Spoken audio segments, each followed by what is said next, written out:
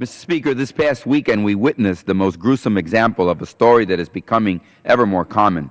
Hundreds of migrants are missing and feared dead, 700 or more because the smuggling boat they were packed onto capsized in the Mediterranean Sea off the coast of Libya.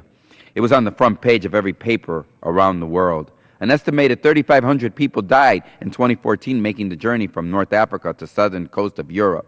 Right now, along our southern border, illegal immigration is at historically low levels. But we too have a border that is known for smuggling, tragic loss of life, and smugglers no less brazen and no less indifferent to the lives of their human cargo than those off the Libyan coast.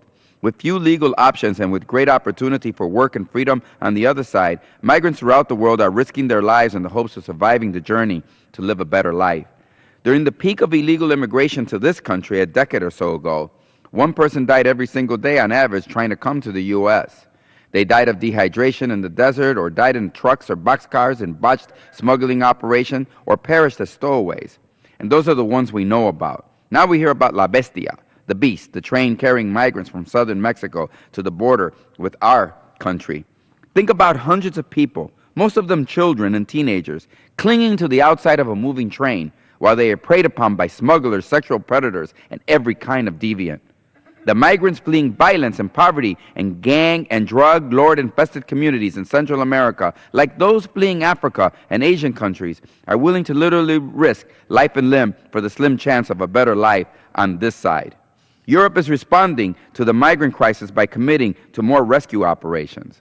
The right-wing anti-immigration parties across Europe see the crisis as validation of their call to build a big wall around Fortress Europe. There are a few people here in this Congress, in this building, that want to build a wall just like them.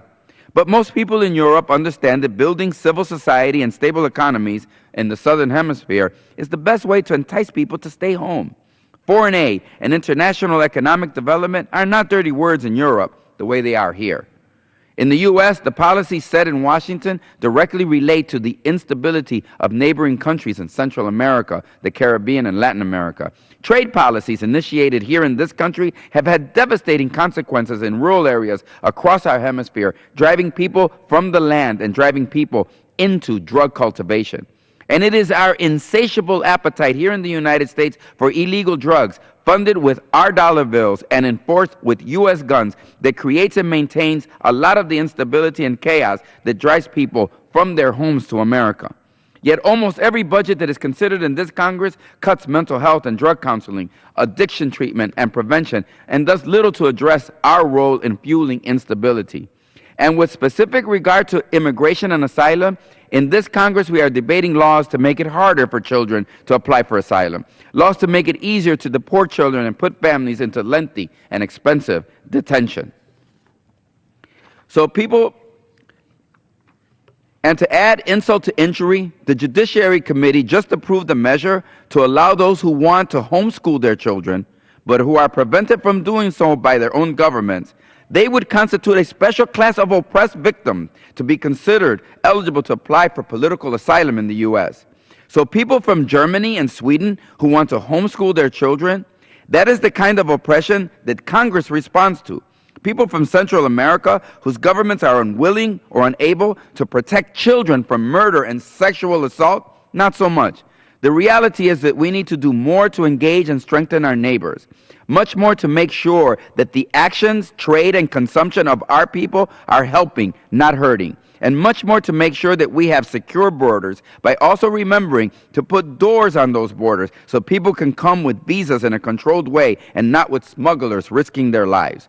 And first and foremost, we must remember the message that Pope Francis reminded of us when he said of those who drowned in the ocean, quote, "These are men and women like us, our brothers seeking a better life, starving, persecuted, wounded, exploited, victims of war," the Pope said.